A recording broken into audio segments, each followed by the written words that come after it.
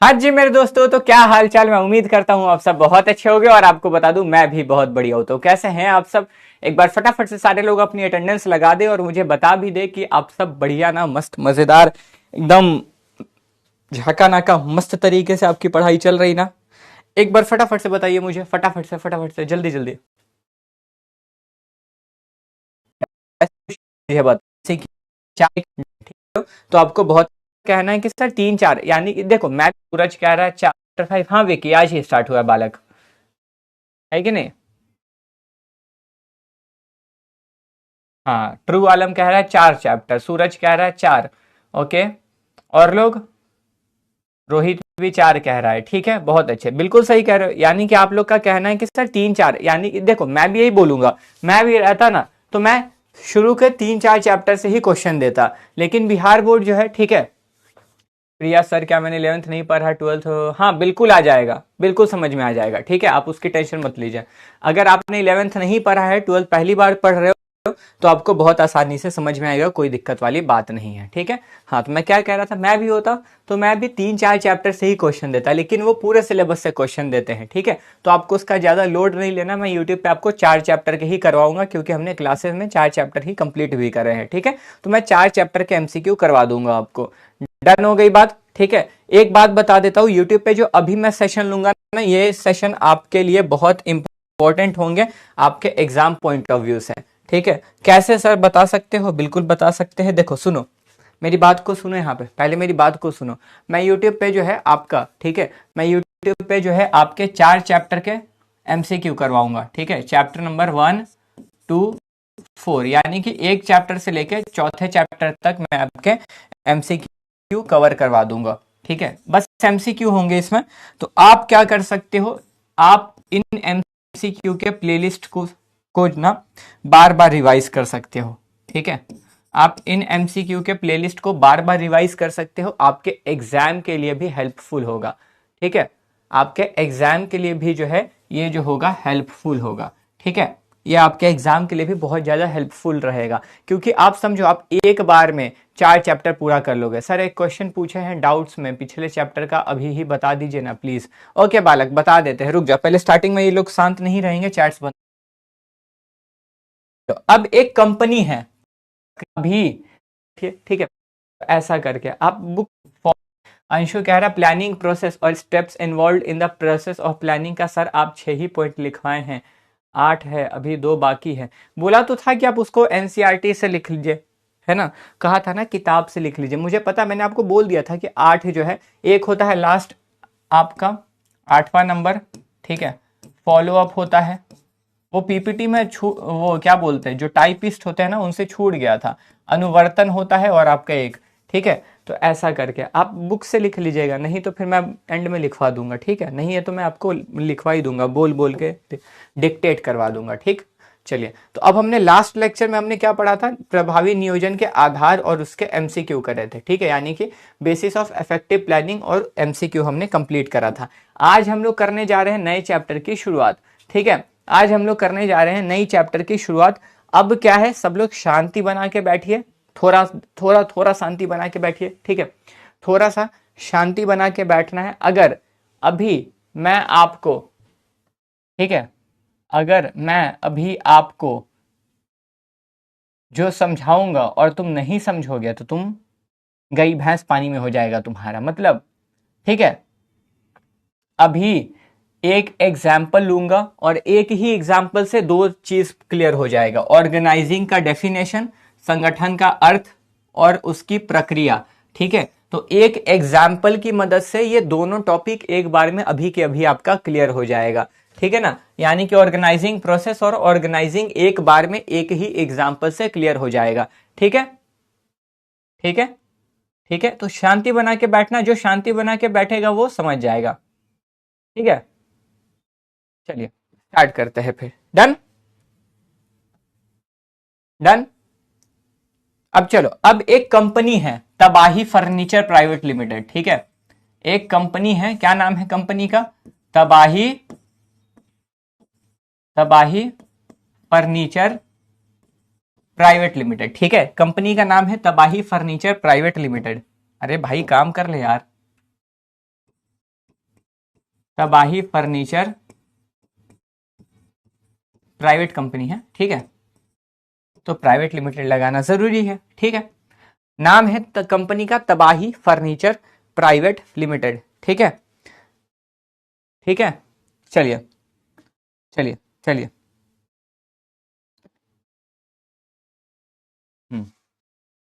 अब इसने सेट किया, इसने कहा कि हमारा टारगेट है ना कि हम 1000, कितना बोला सर, हम ना 1000 चेयर, ठीक है, 1000 चेयर 1000 चेयर्स बना करके बेचना चाहते हैं, ठीक है। उनका उत्पादन यानी कि उनका मैन्युफैक्चर, ठीक है, मैन्युफैक्चर यानी कि उत्पादन, ठीक है, और उसको सेल,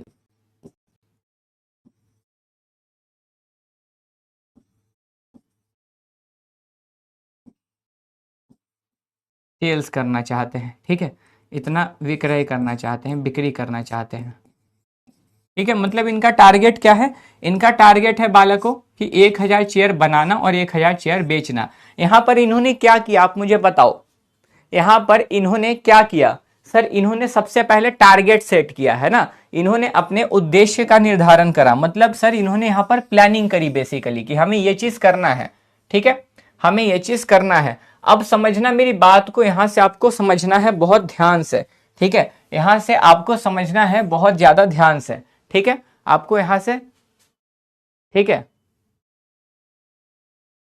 ठीक है, समझना है बड़े ध्यान से। तो सर 1000 चेयर बनाने का टारगेट है, ठीक है, ओके।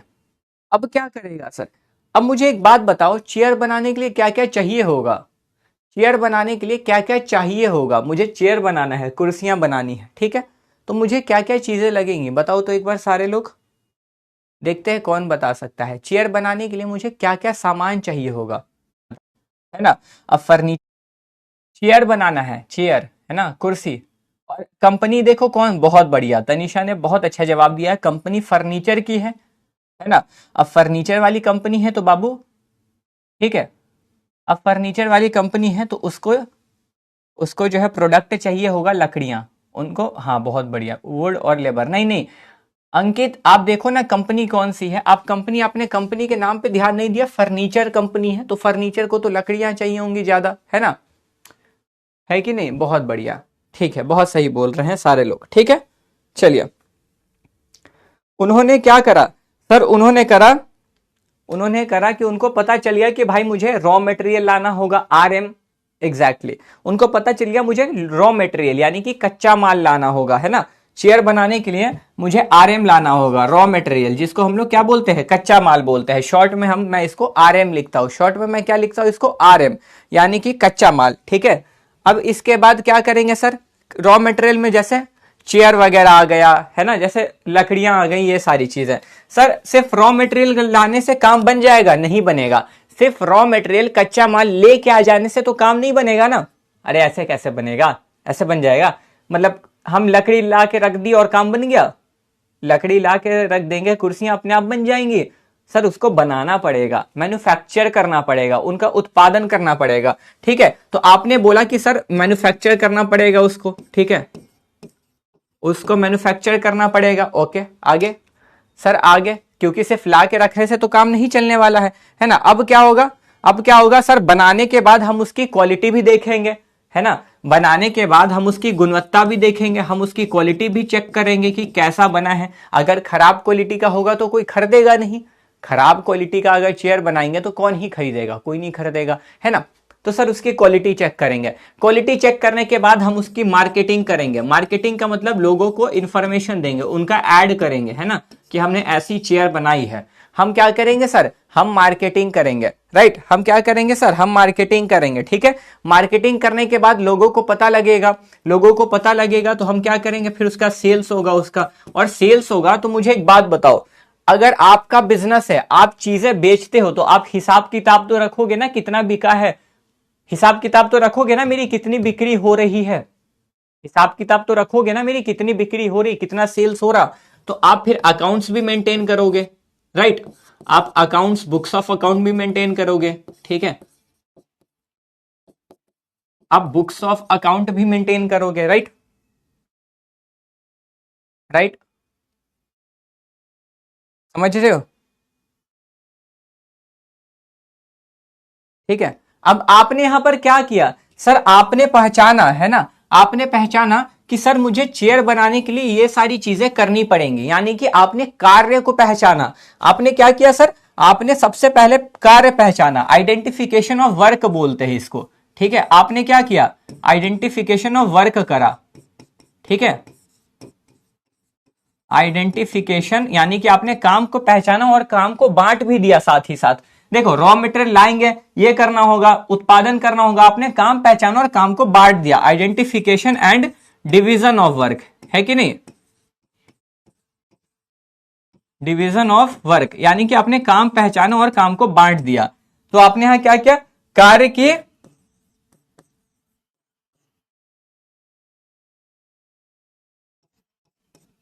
आपने कार्य का पहचान करा और विभाजन, है ना, और कार्य विभाजन करा, ठीक है।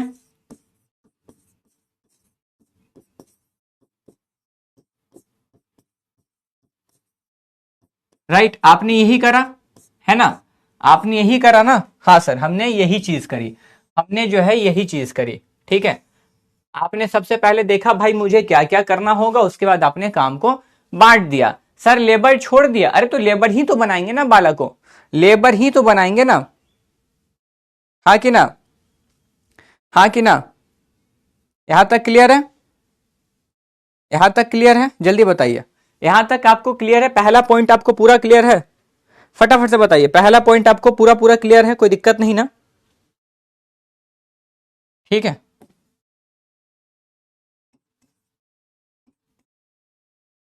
हाँ कि ना, यहां तक क्लियर है, यहां तक क्लियर है, जल्दी बताइए, यहां तक आपको क्लियर है, पहला पॉइंट आपको पूरा क्लियर है, फटाफट से बताइए, पहला पॉइंट आपको पूरा पूरा क्लियर है, कोई दिक्कत नहीं ना। इसको ना एवं विभाजन कर दो,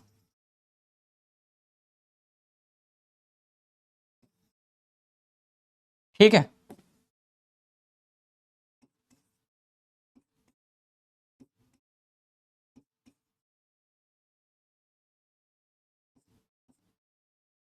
चलिए, हाँ सर आपको क्लियर हो गया, मतलब पहला पॉइंट, राइट। अब देखिए अब क्या करना होगा, सर हमने काम भी पहचान लिया, हमने काम को बांट भी दिया, अब सबसे बेस्ट पता है क्या करना होता है, जो एक जैसे जितने भी कार्य है ना, जो एक जैसे काम है उनके लिए डिपार्टमेंट बना दो। मतलब जहां कुर्सियां बनेंगी तो अब हर जगह पे तो कुर्सियां नहीं बनेंगी, एक काम करो, एक कमरा तय करो और वहां पे कुर्सियां बनाने के लिए दे दो। मतलब सर सभी का डिपार्टमेंट बनाओ। आपको क्या करना होगा, आप सेम तरह के काम को यानी कि सेम नेचर ऑफ वर्क को, ठीक है, आप समान तरीके के कार्य का एक विभाग बना दो। जैसे सर बनाने के लिए मैन्युफैक्चरिंग डिपार्टमेंट, उत्पादन के लिए उत्पादन विभाग, ठीक है, उत्पादन के लिए उत्पादन विभाग। सर मार्केटिंग के लिए मार्केटिंग डिपार्टमेंट यानी कि विपणन विभाग, ठीक है। अकाउंट्स के लिए फाइनेंस डिपार्टमेंट, वित्त विभाग। आप क्या करोगे, जो एक जैसे जितने सारे काम होंगे, मतलब कुर्सियां बनाना है, फर्नीचर बनाना है, सबको डिपार्टमेंट, सबके डिपार्टमेंट बना दो, ठीक है, एक जैसे काम का डिपार्टमेंट बना दो, ठीक है। यहां तक समझ में आ रही है बात? हाँ सर।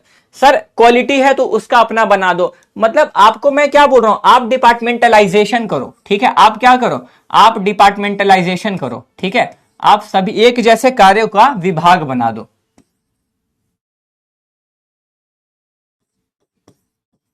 ठीक है, आप एक जैसे काम का विभाग बना दो, डिपार्टमेंटलाइजेशन कर दो, राइट।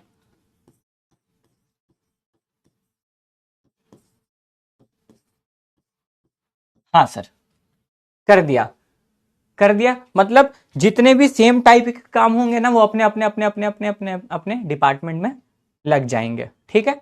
अकाउंट्स का सारा काम फाइनेंस डिपार्टमेंट में यानी कि सर लेखांकन का सारा काम वित्त विभाग में, उत्पादन का सारा काम उत्पादन विभाग यानी कि प्रोडक्शन का सारा काम प्रोडक्शन डिपार्टमेंट में, मार्केटिंग का सारा काम मार्केटिंग डिपार्टमेंट में यानी कि विपणन का सारा काम विपणन विभाग में, ठीक है। यानी कि हमने डिपार्टमेंट बना दिया। इससे क्या होगा ना, देखो सर डिपार्टमेंट बनाने से होगा क्या, मान के चलो आपको पता करना है कि मैंने अभी तक कितनी कुर्सियां बनाई हैं, है ना, हमने कितनी कुर्सियों का उत्पादन करा, तो कहां घूमते फिरोगे, पूरी कंपनी में कहां घूमते फिरोगे। अगर आपने एक विभाग, उनको एक कमरा नहीं दे रखा होगा कि आप यहां पे काम करो, तो आप कहां घूमते फिरोगे पूरी कंपनी में। तो इसलिए डिपार्टमेंट दे दिया कि हम आसानी से उसी जगह पे जाएंगे। मुझे अगर पता करना होगा मैंने कितनी कुर्सियां बनाई हैं, मैं डिपार्टमेंट में जाऊंगा, पूछ लूंगा, पता लग जाएगा तुरंत, एक बार में मुझे जानकारी मिल जाएगी, समझ रहे हो ना, इसीलिए बनाते हैं। ठीक है, तो यहां तक आपको समझ में आया, यानी कि सेम तरीके के कार्य को समान कार्य को आप क्या करो, आप उनका डिपार्टमेंट बना दो। ठीक है,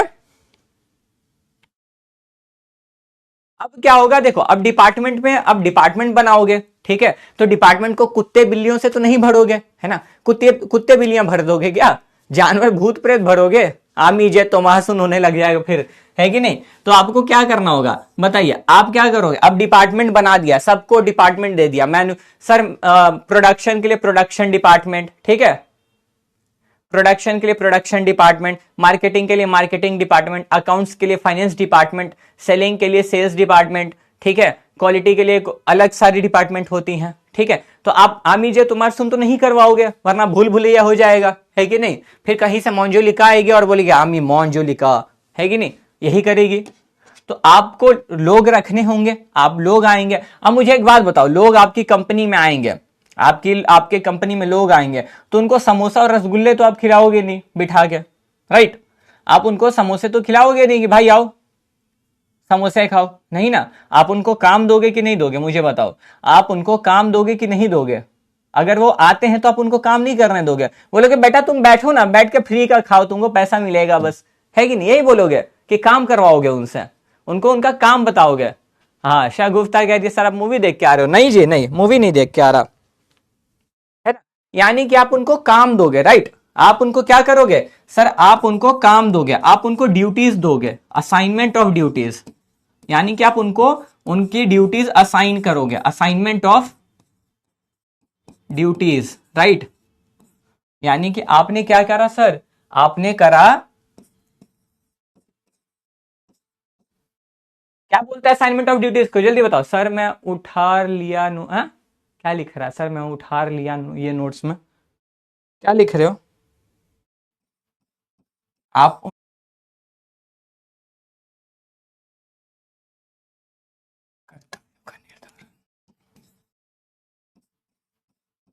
आप उनको कर्तव्य दोगे, यानी कि आप कर्तव्यों का निर्धारण करोगे, यानी कि हर इंसान कौन सा काम करेगा सर, मतलब अब आपको इतना तो समझ आना चाहिए, अब आपको इतना तो समझ आना चाहिए, हर डिपार्टमेंट में एक डिपार्टमेंट का हेड होगा, एक बोल रहा सर मंजुलिका करेगी काम, तो बेटा वो कंपनी चलेगी नहीं, फिर कंपनी दौड़ेगी, है ना। चलो, आपको पता है ना, हर डिपार्टमेंट का एक एक मैनेजर होता है, हर डिपार्टमेंट का मैनेजर होता है, डिपार्टमेंटल मैनेजर बोलते हैं, जो विभाग का प्रबंधक होता है उसको विभागीय प्रबंधक बोलते हैं। तो उनको काम तो दोगे ना, उनको तो काम करने के लिए दोगे कि नहीं दोगे, असाइनमेंट ऑफ ड्यूटीज करोगे ना, हाँ सर करेंगे, ठीक है। अब उनको काम भी दे दिया, आपने इनको काम दिया, ठीक है, आपने इनको काम दिया, ये दूसरे लोगों से काम करवा रहे हैं, मतलब सर आप बोलोगे कि बेटा तुम्हारा काम ये है, तो ये अपने कर्मचारियों से, मतलब ये तो हेड है ना, ये तो अपने डिपार्टमेंट के हेड हैं। अच्छा मुझे बताओ, मान के चलो, ठीक है, मान के चलो कि मैं किसी कंपनी में जाऊंगा, मैनेजर बन जाऊंगा, तो मैनेजर खुद काम करता है क्या, कि मैनेजर दूसरों से काम करवाता है। आपको पहले चैप्टर में पढ़ाया कि मैनेजर तो दूसरों से काम करवाता है ना, मैनेजर दूसरों से काम करवाता है ना, प्रबंधक दूसरों से कार्य करवाता है, तो सर ये खुद तो करेगा नहीं, ये दूसरे को काम देगा, है कि नहीं। अब जब तुम किसी को काम दोगे तो क्या उससे पूछोगे नहीं कि काम पूरा हुआ कि नहीं हुआ, उससे पूछोगे नहीं, कतई नहीं पूछोगे, छोड़ दोगे, जा बेटा ऐश कर, काम दे दिया, जा सिमरन जी ले अपनी जिंदगी, ये करोगे कि जा सिमरन जी ले अपनी जिंदगी, हो गया बहुत, ये करोगे कि उनसे पूछोगे, खबर लोगे कि काम हुआ कि नहीं हुआ, काम हुआ कि नहीं हुआ, उनसे खबर लोगे ना एक बार कि काम हुआ है या नहीं हुआ है। यानी कि आप क्या करोगे, इस्टेब्लिशिंग रिपोर्टिंग रिलेशनशिप, ठीक है, इस्टेब्लिशिंग रिपोर्टिंग रिलेशनशिप का मतलब होता है कि आप उनको ये बताओगे कि आपको काम करने के बाद किसको बताना है, मतलब जो आपके कर्मचारी होंगे, मैनेजर अपने कर्मचारी, सुपीरियर अपने सबॉर्डिनेट को, अधिकारी अपने अधीनस्थ को ये बताता है कि काम के पूरे होने के बाद, काम के कंप्लीट होने के बाद आप किसको इन्फॉर्म करोगे? कार्य पूरा हो जाने के बाद कार्य पूरा होने की जानकारी आप किसको दोगे? और अगर काम नहीं हुआ तो क्यों नहीं हुआ ये भी आप किसको बताओगे? आपको ऑर्डर कौन देगा? आप किससे जाके ऑर्डर लोगे? मतलब आपको आदेश देने वाला कौन है और आप किसको रिपोर्ट करोगे? मतलब आप यहां पे उनको क्लियरली बताओगे कि भाई तुमको किससे ऑर्डर लेने हैं और किसको जवाब देना है। ठीक है, ठीक है, ठीक है। यानी कि इसको हम लोग बोलते हैं इस्टेब्लिशिंग रिपोर्टिंग रिलेशनशिप। क्या बोलते हैं? Establishing reporting relationship. अब रिलेशनशिप सुन के तो खुश हो गए। Establishing reporting relationship, right sir. Establishing reporting relationship का मतलब क्या होवे है सर? इसका मतलब होता है कि आप अपने कर्मचारियों को बताओगे, ठीक है, आप अपने कर्मचारियों के रिपोर्ट करना बताओगे कि आप किसको रिपोर्ट करोगे। काम होता है ना, ओके रिपोर्ट है सर, मतलब काम पूरा होने के बाद आप किसको बताओगे? काम नहीं हुआ तो भी किसको बताओगे? आपको ऑर्डर किससे मिलेंगे? ठीक है ना, ये चीज। तो यहां पर वही चीज है, यानी कि रिपोर्टिंग संबंधों की स्थापना। ठीक है, क्या हो गया यहां क्या होगा? रिपोर्टिंग संबंधों की स्थापना करना। यहां तक पहले पोल करके बताओ, यहां तक आपको समझ में आया क्या? चैट्स बंद करो और पोल करके बताओ, वरना चैट्स ही करते रहोगे फिर डाउट देख एक बारी। ठीक है, आपने ये सारा काम क्यों करा? आपने ये 4 चीजें क्यों करी? मतलब आपने काम क्यों क्यों पहचाना कि मुझे क्या क्या करना है, उसके लिए विभाग बनाया, आपने लोगों को कार्य दिया, कर्तव्यों का निर्धारण दिया, फिर रिपोर्टिंग रिलेशनशिप भी रखा। ये सब क्यों किया आपने? मुझे एक बात बताइए फटाफट से, आपने ये 4 चीजें करी क्यों? क्या कारण था ये करने का? यानी कि ये क्यों करना पड़ा हमें? ये रीजन क्या था करने का? Me not any relationship. वाह वाह वाह, चलिए बताइए, ये सब चीजें करने की जरूरत क्यों आई? क्यों करें हम लोग? सूरज कह रहा है गोल अचीवमेंट के लिए, ओके, शेयर बनाने के लिए, ठीक है, बहुत बढ़िया। प्लानिंग करने नहीं रे गधे, शेयर बनाने के लिए, ठीक है, प्रॉफिट के लिए, okay, for manufacturing of share, okay, production के लिए, ठीक है। इससे एग्जैक्ट सही आंसर दिया है, बाकी लोग भी सही, ठीक है। तो देखो सानिया ने और फॉर अचीविंग गोल मोहन ने और एक सूरज ने, ठीक है, ये तीनों ने एग्जैक्ट सही आंसर दिया है, बाकी लोग भी सही, शोभा ने भी सही आंसर दिया, बाकी लोग भी सही आंसर दे रहे हैं। मतलब जिनको ये लग रहा है कि चेयर को बनाने और बेचने के लिए सारा काम करा गया, तो बिल्कुल सही लग रहा, मतलब ये उनका गोल था, है ना। ये क्या था सर? ये उनका गोल था, ये उन्हें करना था, ये उनका लक्ष्य था, तो उन्होंने लक्ष्य की प्राप्ति हेतु ये सारे काम करे, ठीक है। यानी कि उन्होंने अपने लक्ष्य की प्राप्ति के लिए ये सभी चीज करा, यही ऑर्गेनाइजिंग है। ऑर्गेनाइजिंग का मतलब क्या होता है? संगठन का मतलब क्या होता है? हमें अपने, ठीक है, हमें अपने कार्य को करने के लिए जितनी चीजें लगेंगी उन सभी को एक जगह इकट्ठे करके ले आना। अब मुझे ये करने के लिए ये सारी चीजें करनी पड़ती, मैंने सभी को एक जगह इकट्ठा कर दिया, है ना, सबको इकट्ठे करके ले आया। मतलब ऑर्गेनाइजिंग का मतलब ही होता है, वाह देखो प्रियांशु, इसका डेली का है, आएगा डायरेक्ट आएगा और बोलेगा सर समझ नहीं आ रहा। बाबू बताओ तो कितने देर से तुम क्लास में हो? इसका डेली का हो गया है, ठीक है। जो भी रिसोर्सेस, जो भी काम करने पड़ेंगे ना, उन सबको एक जगह कर देना, ठीक है, उन सभी को एक जगह कर देना। संगठन का मतलब ही होता है कि संगठित करना, सभी को इकट्ठे कर देना, ठीक है, संगठन का मतलब यही है। और आपको पता है, आपको संगठन का डेफिनेशन, ऑर्गेनाइजिंग की परिभाषा, डेफिनेशन भी क्लियर हो गया और प्रोसेस दोनों के दोनों क्लियर हो गया। पढ़ोगे सारी चीजें समझ में आ जाएंगे। पढ़ाऊं? आ जाओ पढ़ाते हैं, देखते हैं अब, ठीक है। देखिए यहां पर आप रीड करिए, तो आपको डेफिनेशन में पूरा ही लिखना है, ठीक है। देखिए क्या बोल रहा है, organising is the function of management, तो ये तो सबको पता ही है, फंक्शन ऑफ मैनेजमेंट है, ठीक है, जो कि इन्वॉल्व करता है identifying, classifying and grouping activities required to achieve organisational objective. यानी कि बोल रहा है ऑर्गेनाइजिंग मैनेजमेंट का फंक्शन है जिसमें होता है आप आइडेंटिफाई करते हो, यानी कि काम को पहचानते हो, उनको क्लासिफाई करते हो, सेम तरीके के काम को एक जगह कर देते हो, ठीक है, और ग्रुपिंग एक्टिविटीज, ठीक है। ग्रुपिंग एक्टिविटीज का मतलब क्या होता है कि सारे काम को साथ में कर देते हो, इकट्ठे कर देते हो ना, ग्रुप बना देते हो, यानी कि डिपार्टमेंट बना देते हो। और ये सब क्यों करते हैं सर? गोल्स को अचीव करने के लिए, ठीक है। तो संगठन प्रबंध का वह कार्य है जिसके अंतर्गत उद्देश्यों की प्राप्ति हेतु आवश्यक गतिविधियों की पहचान, वर्गीकरण एवं समूहबद्धीकरण किया जाता है। ठीक है, ये चीज। तो it also includes assigning responsibilities. इसमें असाइनिंग रेस्पॉन्सिबिलिटीज का मतलब कि आप उनको काम देते हो। ठीक है, and authority to employees so that they can perform their work effectively and efficiently. ठीक है, तो तथा कर्मचारियों को उचित उत्तरदायित्व एवं अधिकार प्रदान किए जाते हैं जिससे वे प्रभावी रूप से कार्य कर सके। यही है ऑर्गेनाइजिंग। ठीक है, यही है ऑर्गेनाइजिंग। ऑर्गेनाइजिंग का मतलब ही होता है अपने गोल को अचीव करने के लिए वो सारे काम करना, जो उन सभी काम को पहचानना। ठीक है, उन सभी काम को पहचाना, एक जगह लाके इकट्ठे कर देना और वो सभी चीजें करना जो हमें हमारे गोल तक पहुंचाएंगे, जो हमें हमारे लक्ष्य तक पहुंचाएंगे। ठीक है, यही चीज है।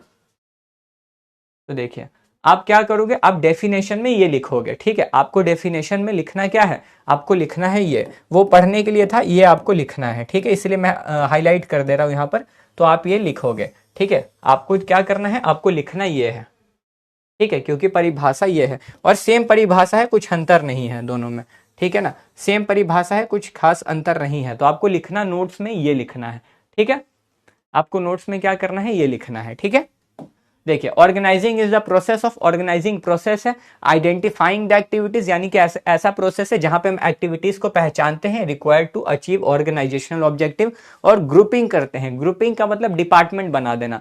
ठीक है sir, and assigning authority and responsibility to employee, और हम एम्प्लॉय को काम देते हैं। ठीक है, तो संगठन वह प्रक्रिया है जिसमें संस्था के उद्देश्यों को प्राप्त करने के लिए आवश्यक कार्यों की पहचान की जाती है, उनका समूहबद्धीकरण किया जाता है तथा कर्मचारियों को उत्तरदायित्व और अधिकार सौंपे जाते हैं। समूहबद्धीकरण का मतलब उनका विभागीकरण किया जाता है।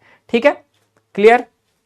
अब उसका प्रोसेस देखिए, ऑर्गेनाइजिंग प्रोसेस आता है। ऑर्गेनाइजिंग प्रोसेस संगठन की प्रक्रिया। अब देखो तो एक बार सभी के पहले हेडिंग देखो। ठीक है, सभी के पहले आप हेडिंग देखो।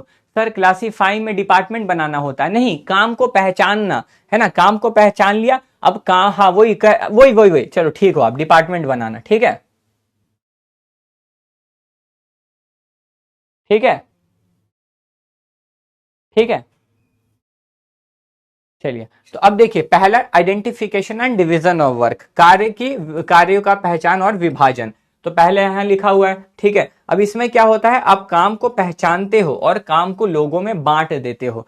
ठीक है, आपने कार्य को पहचाना और उसको लोगों में बांट दिया। ठीक है, तो यहां पे क्या कह रहा है, the first step in organising is to identify. ठीक है, क्या है, इज टू आइडेंटिफाई, आपको दोनों लिखना है। ठीक है, इसमें दोनों ही पॉइंटर आपको लिखना है।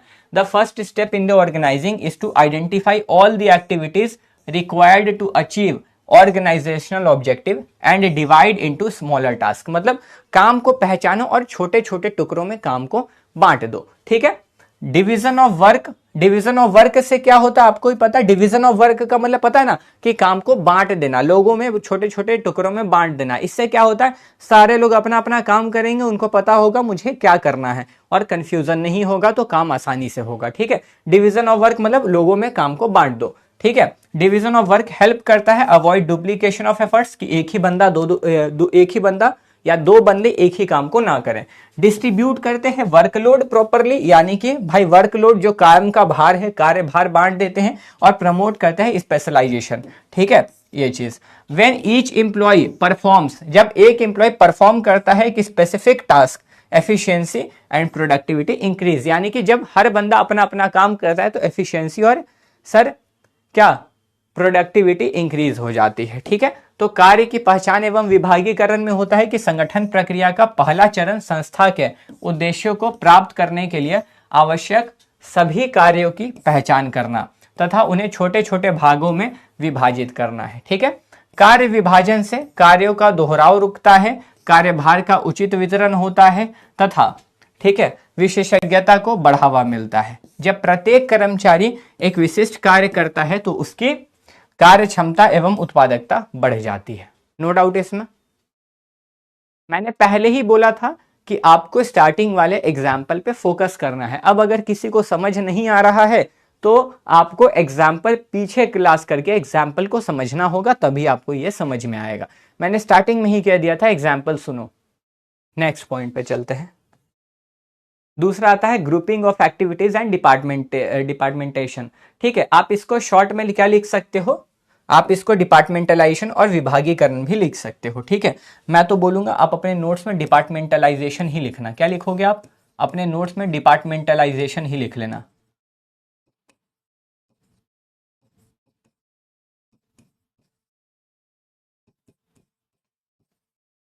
ठीक है, विभागीकरण।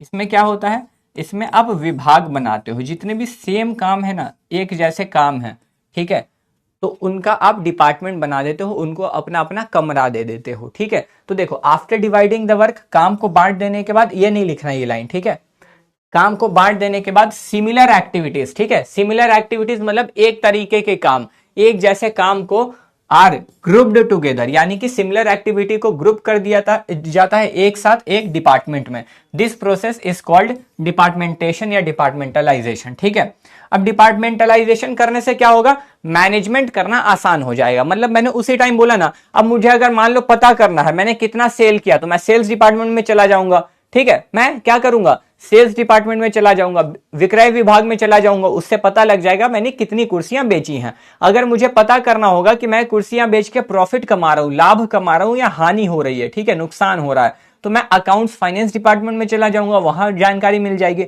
मुझे यह पता करना होगा मैंने कितनी कुर्सियां बनाई है, कितना उत्पादन करा है, कितना प्रोडक्शन करा है, तो मैं कहां जाऊंगा, प्रोडक्शन डिपार्टमेंट में, है ना, उत्पादन विभाग में चला जाऊंगा, उसकी जानकारी मिल जाएगी, यानी कि मैनेजमेंट करना मेरे लिए आसान हो जाएगा।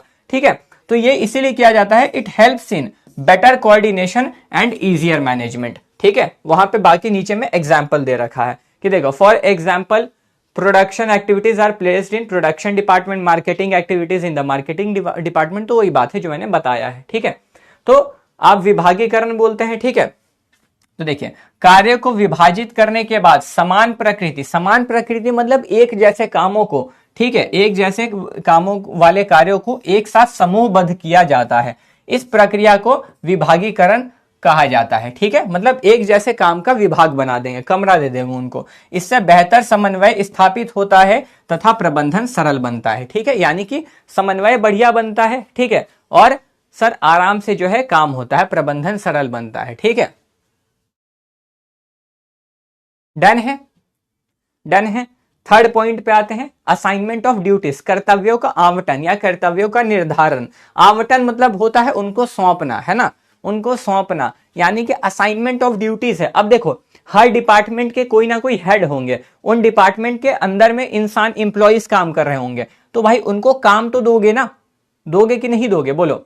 तो वही बात यहां पे कह रहा है। ठीक है, कि वंस डिपार्टमेंट्स आर फॉर्म्ड, एक बार अगर डिपार्टमेंट बना दिया तो ड्यूटीज आर असाइंड, यानी कि लोगों को काम दिया जाता है, to employees according to their qualifications, skills and experience. Sir इसका मतलब, अब देखो, जिसको मार्केटिंग का काम, सर एडवर्टाइजिंग डिपार्टमेंट को क्यों बनाते हैं, एडवर्टाइजिंग मार्केटिंग में ही आ जाता है इसने, हाँ, उसके लिए कोई अलग डिपार्टमेंट नहीं बनता, वो मार्केटिंग डिपार्टमेंट में ही होता है। ठीक है, चलिए, तो अब क्या है, क्वालिफिकेशन का मतलब कि उसको जो आता है, जिस इंसान को जो काम करने आता है उसको वही काम देना, उसी विभाग में डालना। ठीक है, अगर जैसे किसी बंदे को अकाउंट्स की नॉलेज है तो उसको फाइनेंस डिपार्टमेंट में डाल दीजिए। ठीक है, ये करना, मतलब समझ रहे हो।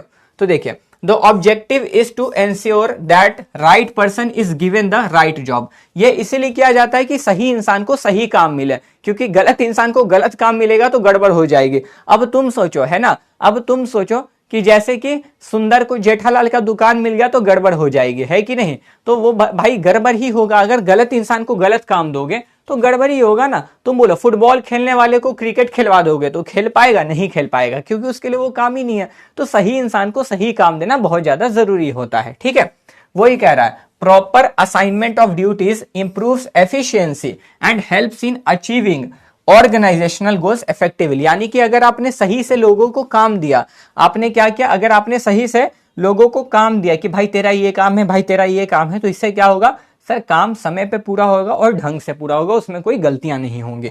ठीक है, ये चीज तो वही है, कर्तव्यों का निर्धारण या आवंटन। तो विभागों के गठन के बाद, यानी कि विभाग बना लेने के बाद, कर्मचारियों को उनकी योग्यता, कौशल एवं अनुभव के अनुसार कार्य सौंपे जाते हैं। ठीक है, इसका उद्देश्य यह सुनिश्चित करना है कि सही व्यक्ति को सही कार्य मिले। कर्तव्यों का उचित आवंटन कार्य क्षमता बढ़ाता है तथा संगठनात्मक उद्देश्यों की प्रभावी प्राप्ति में सहायता करता है। ठीक है, और आता है लास्ट प्रोसेस इसका। ठीक है, एस्टैब्लिशिंग रिपोर्टिंग रिलेशनशिप, रिपोर्टिंग संबंध स्थापित करना। रिपोर्टिंग रिलेशनशिप मतलब क्या होता है? ठीक है,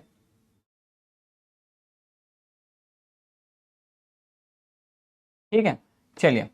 रिपोर्टिंग रिलेशनशिप का मतलब होता है कि आपने जिसको काम दिया था ना, उनको रिपोर्टिंग रिलेशनशिप करने के लिए बोला। मतलब सीधा सीधा कि आपने उनको बता दिया कि भाई तुम्हारा काम क्या था, अब तुम काम को पूरा करने के बाद किसको रिपोर्ट करोगे, है ना। मतलब उनको ये बताना कि आपको किससे ऑर्डर लेने हैं और किसको अपने काम की जवाबदेही देनी है। समझ रहे हो? मतलब आप यहाँ पे एम्प्लॉयज को बताओगे कि उसको किससे जाकर के ऑर्डर लेना होगा, उसको आदेश किससे लेने हैं, और वो अपने किए गए कार्यों की जवाबदेही किसको देगा। मतलब अगर काम पूरा हो गया तो वो किसको बताएगा, काम पूरा नहीं हुआ तो भी वो किसको बताएगा।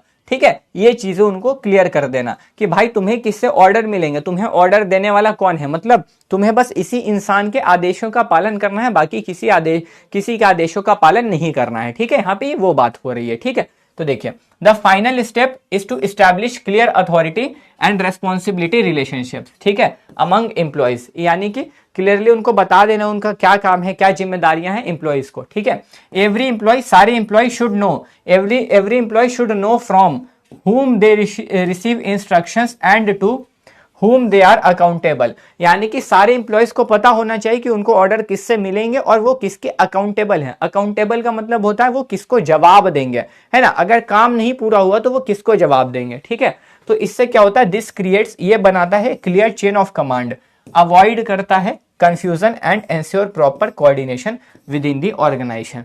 अब अगर लोगों को पता होगा कि मुझे बस इसके ऑर्डर को ही फॉलो करना है तो वो किसी का इंतजार नहीं करेगा, उसको कंफ्यूजन नहीं होगा, है ना। वो आराम से बात सुनेगा, उसको ऑर्डर मिलेंगे, वो काम करके अपने सीनियर को बता देगा। ठीक है, तो वही चीज ये कह रहा है कि संगठन प्रक्रिया का अंतिम चरण, ठीक है, सीधे सीधे बोल रहा है, संगठन प्रक्रिया का अंतिम चरण कर्मचारियों के बीच अधिकार एवं उत्तरदायित्व संबंधों को स्पष्ट करना। प्रत्येक कर्मचारी को यह ज्ञात होना चाहिए कि उसे किससे, ठीक है, चाहिए कि उसे किससे आदेश प्राप्त करने हैं तथा वह किसके प्रति उत्तरदायी है। इससे स्पष्ट आदेश श्रृंखला स्थापित होती है। ठीक है, भ्रम की स्थिति समाप्त होती है तथा संगठन में उचित समन्वय बना रहता है।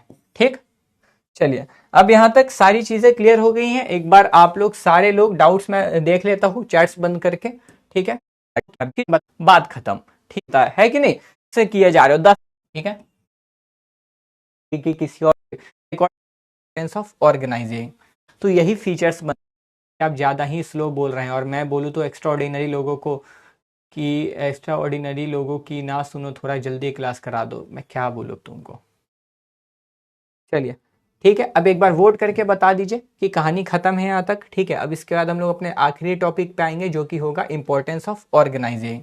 ठीक है, यानी कि संगठन का महत्व। ठीक है, महत्व है, इसको हम लोग क्या नाम देते हैं, संगठन का महत्व। ठीक है,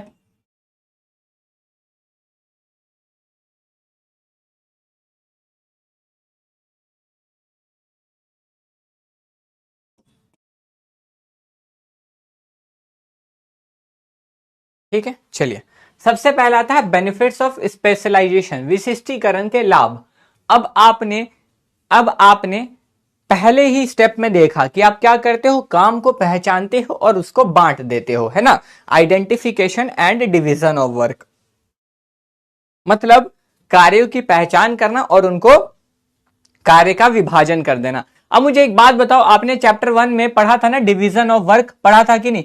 डिवीजन ऑफ वर्क में क्या होता है कि आप इंप्लॉइज के बीच में काम को बांट देते हो, है ना। कार्य विभाजन में क्या होता है कि कार्यों का विभाजन करते हो लोगों में, कर्मचारियों में। अब इससे क्या होता है कि हर इंसान को काम मिलते हैं, हर इंसान अपना अपना काम करेगा और हर इंसान को वही काम मिलता है जिस काम के वो लायक हो, है कि नहीं। अब तुम्हें कोई लड़की इसीलिए नहीं पसंद करती क्योंकि तुम लायक नहीं हो शायद, है कि नहीं। अरे चिल दिमाग, दिल पे मत ले लेना, ठीक है।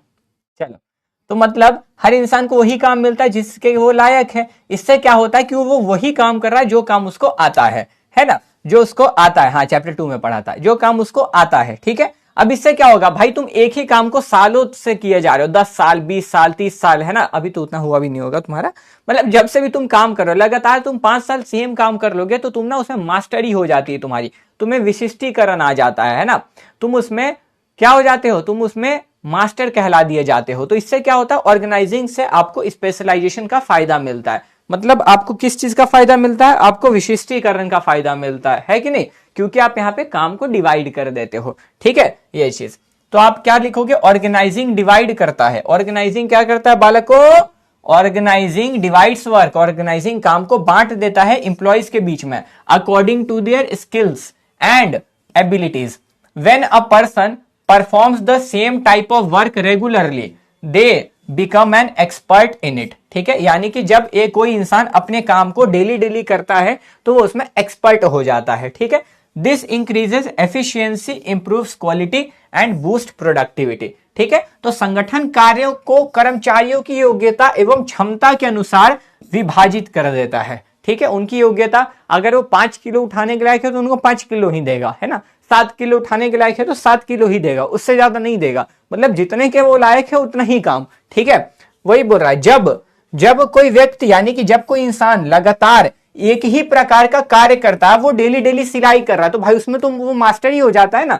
ठीक है, तो कार्य करता है तो वो उसमें विशेषज्ञता प्राप्त कर लेता है। ठीक है, इससे उसकी कार्य कुशलता बढ़ती है, कार्य की गुणवत्ता में सुधार होता है तथा उत्पादकता में वृद्धि होती है। ठीक है, यानी कि इससे क्या होता है, वो अच्छे से काम करता है और ज्यादा ढंग से काम कर पाता है। ठीक है, दूसरा आता है क्लासिफिकेशन ऑफ वर्किंग रिलेशनशिप, कार्य संबंधों का स्पष्टीकरण। अब आपको पता होगा कि हमने इसी के स्टेप में पढ़ा कि आप लोगों को काम देते हो ना, आप लोगों को काम बताते हो कि बेटा तुम्हारा काम क्या है, बताते हो कि नहीं बताते, जल्दी जल्दी जल्दी बोलो बोलो बोलो, अरे बोलो ना। आप लोगों को इसमें कर्तव्यों का निर्धारण करते हो ना कि तुम्हारा काम क्या, उनको बताते हो कि नहीं बताते हो, उनको ये भी तो बताते हो कि तुमको किससे ऑर्डर लेने हैं, किसको काम की जाके जो गुल खिलाए हैं किसको जाके बताना होगा, बोलते हो, अरे बोलो ना, अरे बोलो ना, बोलते हो कि नहीं बोलते हो, मतलब है किसको गुल खिलाई हुई बातें बतानी है और आपको क्या करना है, ये सारी चीजें उनको एम्प्लॉयज को क्लियर कर दी जाती हैं। कर्मचारियों को ये सारी चीजें साफ साफ बता दी जाती है कि बेटा तेरा काम क्या है, किसको जाके अपने गुल खिलाई हुए का आपको रिपोर्ट देना है और आपको किससे आदेश लेने हैं। ठीक है, चलिए, तो organising clearly define, organising clearly बता देता है उनकी अथॉरिटी, उनकी ड्यूटी और responsibilities of every employ.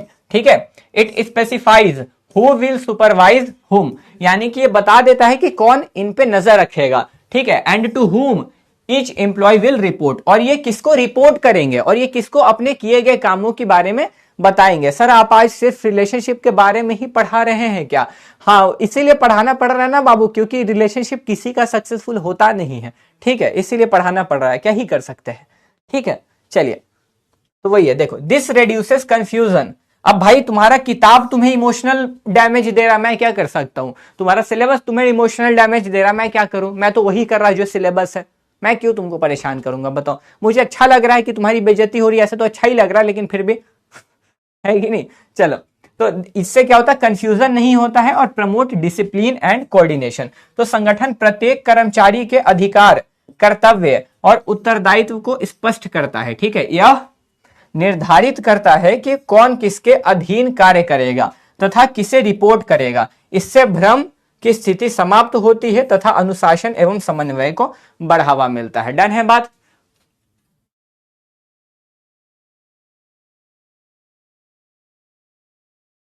Done है बात? अच्छी नारटी अलग, आशी की बाजी है, कोई उपाय नहीं। सर का इस तीसरा point, optimum utilisation of resources, संसाधनों का अनुकूलतम उपयोग। अब ये वाला टॉपिक यानी कि ये वाले पॉइंट को, ठीक है, ये वाले पॉइंट को आप इतनी बार पढ़ चुके होगे अपने इकोनॉमिक्स में जिसका कोई हिसाब नहीं, मैंने भी बता रखा है। अब देखो इससे क्या होता है, ठीक है, ठीक है, अब इससे क्या होता है इससे क्या होता है sir, optimum utilisation of resources का मतलब क्या होता है? ठीक है,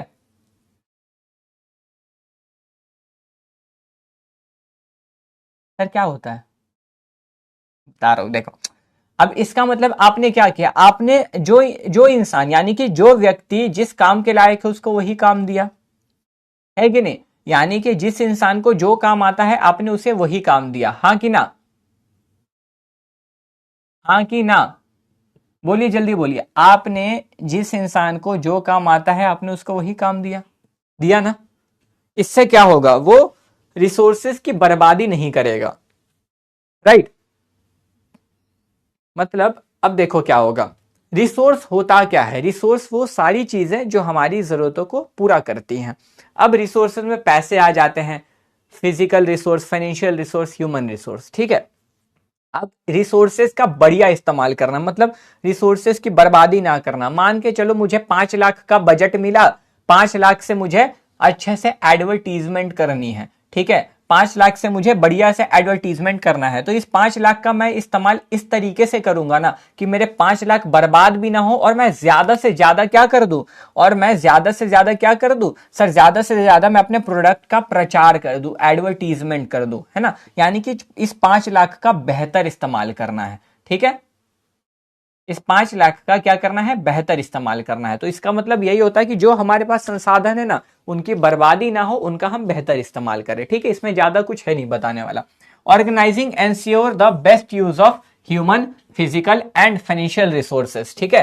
proper allocation of work, proper allocation of work avoids duplication and wastage of resources resulting in lower cost and higher productivity. तो संगठन मानव, भौतिक तथा वित्तीय संसाधनों का सर्वोत्तम उपयोग सुनिश्चित करता है, कार्यों का उचित आवंटन, कार्यों की पुनरावृत्ति एवं संसाधनों के अपव्यय को रोकता है, जिससे लागत कम होती है तथा उत्पादकता बढ़ती है, ठीक है? ये चीज। अब आता है adaptation to change. Adaptation to change मतलब परिवर्तनों के अनुरूप ढलना। तो ये बेसिकली फ्लेक्सिबल वाला पॉइंट है, ठीक है? ये बेसिकली क्या है, फ्लेक्सिबल वाला पॉइंट है, ठीक है? कौन सा सर? फ्लेक्सिबल समझते हो, जो अकॉर्डिंग टू सिचुएशन चेंज हो जाता है कि नहीं? जो अकॉर्डिंग टू सिचुएशन आप जिसको चेंज कर सकते हो, क्योंकि बिजनेस एनवायरनमेंट तो कंटिन्यूअसली चेंज हो जाता है। तो ये भी जो है ना बेसिकली बोल रहा है कि ये अडेप्ट कर लेता है चेंजेस को, मतलब ये क्या करता है, बदलती स्थिति के अनुसार, ठीक है? एज पर, ठीक है? एज पर, ठीक है? एज पर सिचुएशन अपने आप को चेंज करके उसके अनुसार काम करता है, ठीक है? ठीक है, क्लियर है? हाँ देखो आ गए शायर लोग। एनवायरमेंट, बिजनेस एनवायरमेंट बदलता, एक शायरी दे रहा है, ठीक है? चलिए, ठीक है, क्लियर है यहां तक? तो देखिए क्या बोल रहा है, द बिजनेस एनवायरमेंट बदलता रहता है due to technology, customer preferences, competition and government policies. Organising help करता है, helps the organisation adjust to these changes by making necessary modifications in departments, activities and authority relationships, ठीक है? तो व्यवसायिक वातावरण निरंतर बदलता रहता है, नई तकनीक, ग्राहकों की पसंद, प्रतिस्पर्धा तथा सरकारी नीतियों में बदलाव के कारण संगठन को परिवर्तन अपनाने पड़ते हैं। इन परिवर्तनों के अनुसार संगठन जो है इन परिवर्तनों के अनुसार विभागों, कार्यों और अधिकार संबंधों में आवश्यक संशोधन करने में सहायता करता है, ठीक है? चलिए लास्ट के 3 पॉइंट हैं, एक बार यहां तक डाउट्स चेक कर लेते हैं, ठीक है? ये सारी दिक्कतें आ गई, पता ना स्टैब्लिश क्या हो रहा है, ठीक? वहां पे आप कर सकते हो। नहीं, स्टेप में आप कोई चेंजेस नहीं करोगे, जैसे लिख के दिया है वैसे ही लिखोगे राजा, ठीक है? चलिए अब आता है इफेक्टिव एडमिनिस्ट्रेशन, यानी कि प्रभावी प्रशासीकरण, ठीक है? प्रशासन, यानी कि देखिए यहां पे क्या हो रहा है, सिंपल है। यहाँ पे मैनेजमेंट क्या करवाता है सर, दूसरों से काम करवाता है। मतलब आप क्या करते हो, आपको यहाँ पे क्लियर बोला गया है कि आपको काम करने मिलेगा और आपने क्या काम किया है, आपने काम पूरा भी किया है कि नहीं किया है, आपको ये बताना पड़ेगा, राइट? यानी कि आपको बोला जाता है ना स्टैब्लिशिंग रिपोर्टिंग रिलेशनशिप, कि आपको किससे ऑर्डर लेने हैं, अपने काम को पूरा होने के बाद किसको कंप्लीशन का रिपोर्ट देना है कि काम पूरा हो गया है, ठीक है? तो इससे क्या होगा, आपके कार्यों पे नजर बनी रहती है, ठीक है? अगर आप सामने वाले को बताओगे कि काम पूरा हो गया तब तो ठीक है, लेकिन बोलोगे कि काम नहीं हुआ, ये सारी दिक्कतें आ गई, तो वो तुमसे सवाल तो करेगा ना, वो तुम्हारे काम को चेक तो करेगा ना कि कहाँ पे गलती हुई, वो उसको चेक तो करेगा ना, बोलो, उस पर देखेगा ना, निरीक्षण करेगा ना, करेगा कि नहीं करेगा, तुम ही बताओ, उस पर निरीक्षण तो करेगा ना, सीधी सी बात है।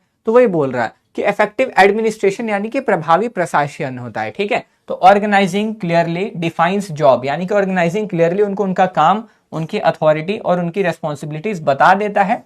दिस रिमूव्स कंफ्यूजन, इससे कंफ्यूजन नहीं होता है और ओवरलैपिंग ऑफ वर्क नहीं होता है। As a result activities are performed in a systematic and efficient manner leading to effective administration, ठीक है। ये चीज, संगठन प्रत्येक कार्य, अधिकार एवं उत्तरदायित्व को स्पष्ट रूप से परिभाषित करता है, ठीक है।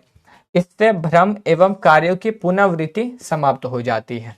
परिणाम स्वरूप कार्य व्यवस्थित एवं कुशलतापूर्वक संपन्न होते हैं तथा प्रशासन प्रभावी बनता है, ठीक है। डन है।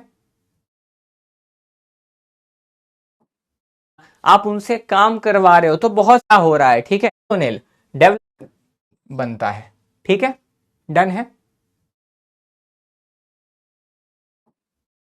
Next, development of personnel. Development of personnel, personnel का मतलब होता है स्टाफ, यानी कि कर्मचारी। अब देखो क्या हो रहा है, अब देखो यहां पर क्या हो रहा है, ठीक है। आपने काम पहचाना, लोगों को काम दे दिया, ठीक है, समझ रहे हो, आपने उनको काम दे दिया, आप उनसे काम करवा रहे हो। तो बहुत सारे लोग नए होते हैं, बहुत सारे लोग पुराने होते हैं। तो नए लोग जो होते हैं वो काम करते करते उन पे ज्ञान आता है, ठीक है, वो काम करते करते चीजों को सीख जाते हैं।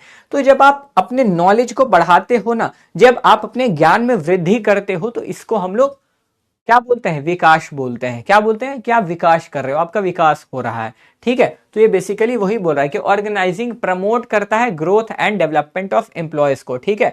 इसमें आप क्या करते हो कि भाई आप उनको जो है क्लियरली बता देते हो आपका काम क्या है, कैसे इसको करना है, आप किसको रिपोर्ट करोगे, ठीक है, यही सारी चीजें। तो organising promotes the growth and development of employees through delegation of authority, ठीक है।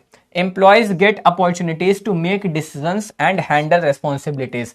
This develops leadership skill, confidence and problem solving abilities, ठीक है। तो संगठन कर्मचारियों के विकास को बढ़ावा देता है। अधिकारियों के अंतरण के माध्यम से कर्मचारियों को निर्णय लेने और जिम्मेदारियां निभाने का अवसर मिलता है। इससे उनमें नेतृत्व क्षमता, आत्मविश्वास एवं तथा समस्या समाधान की योग्यता विकसित होती है, ठीक है।